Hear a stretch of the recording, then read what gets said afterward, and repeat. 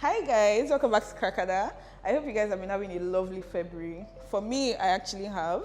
My month of love went lovely. Sorry. So my name is Grace and today I'll be catching you up on all the things that went down in February. Nothing much, nothing too much. February is a short month, but yeah, I'll let you know everything. So yes, we're going to start with Bridgerton. For my Bridgerton lovers, it finally came out. And Bridgerton literally gave us another Cinderella story. I don't know about you guys, but I actually like the plot because season 1, season 2, season 3, it was basically like Duke and, royalty. But now they came to season 4 and they gave us Viscount and Maid. Are you guys not really enjoying that? Because I like the plot, honestly. I like the fact that it was like a Cinderella story and then the Viscount is looking for love in a maid. And, but you guys, that sentence, will you be my mistress? Oh God, I cannot be the only one. I actually paused. I legit paused. I'm like, what do you mean will you be my mistress? But anyways, the part 2 is out now. You guys should go and watch it and let's see how that love story will play out. Second, let's talk about Semini's Love and New Notes. Semini's Love and New Notes actually earned over 106 million in just the opening weekend. God, I beg. I need the cash. What do you mean? In just the opening weekend, over 106 million. So this actually breaks record, including the highest grossing Nollywood film of 2026. Oh, that's crazy. I need that money. I really need it. So third, the death of a Nollywood actor. A Nollywood actor and comedian, actually, Damilola Okemisi-Oluwatope. He died on the 24th of February after slipping into a coma. So it was said that he slipped into a coma after some medications that was administered to him by the hospital. And people were actually, his friends, his family were hoping that he was going to get a recovery, but he did not make it. Unfortunately, he died. May his soul rest in perfect peace. Amen. Okay, so now let's move to a more devastating story, the sexual assault story, Femmes and Mirabel. Let's start with Femmes. The Femmes story was actually very devastating because it's this babe took all precautions, all the necessary precautions. She went with a friend, she made sure it was not a late session shoot. She actually took all the precautions, but at the end of the day, she and her friend that she even went to for should I say comfort, security, that she went with ended up being sexually assaulted together. Not long after that, another story of Mirabel came up and oh my God, the story was, it puts very disturbing images in our faces, our ears, our eyes, everything.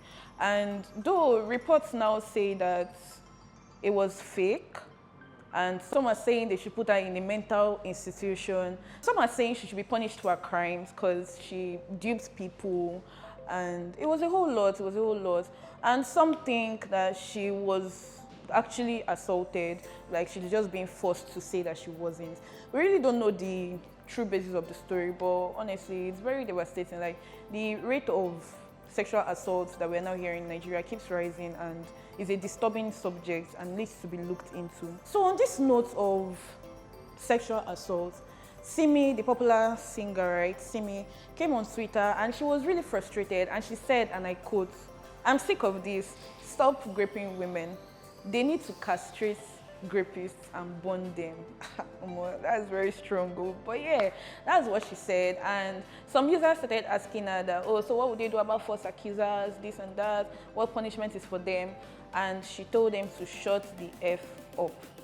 So that's where problems started, and trust ex-people now.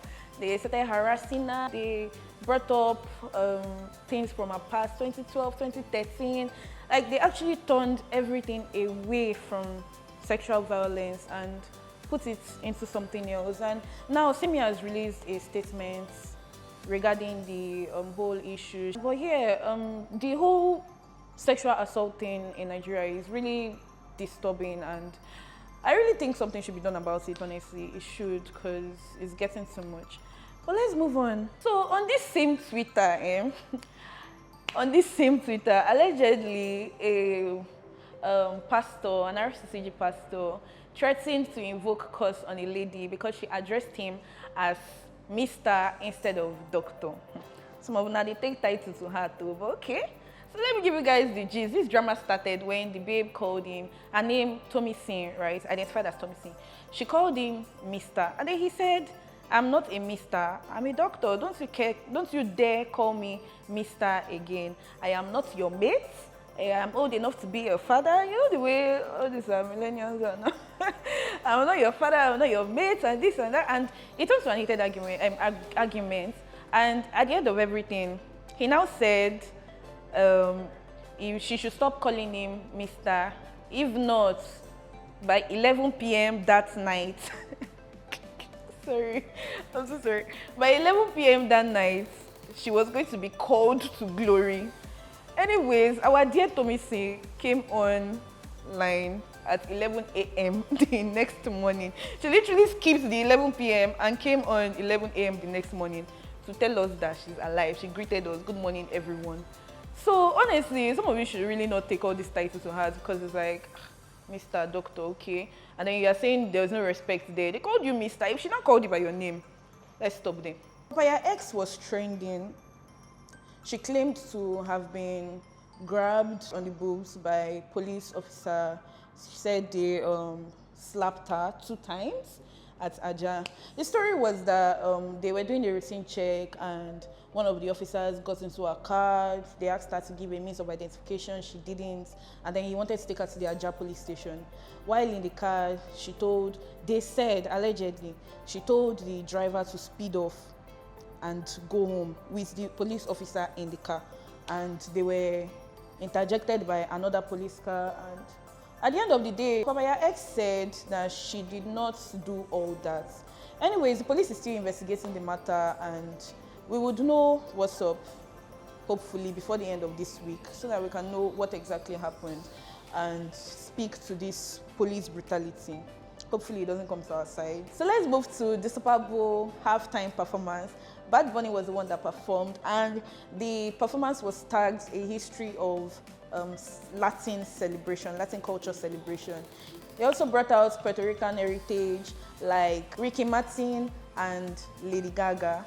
It was a wonderful performance and he concluded it stating like with a unity statement saying God bless America, and he also showcased a Together We Are America. Despite all the political criticism regarding his selection, the show was seen as triumphant and a very nice display of the Latin culture.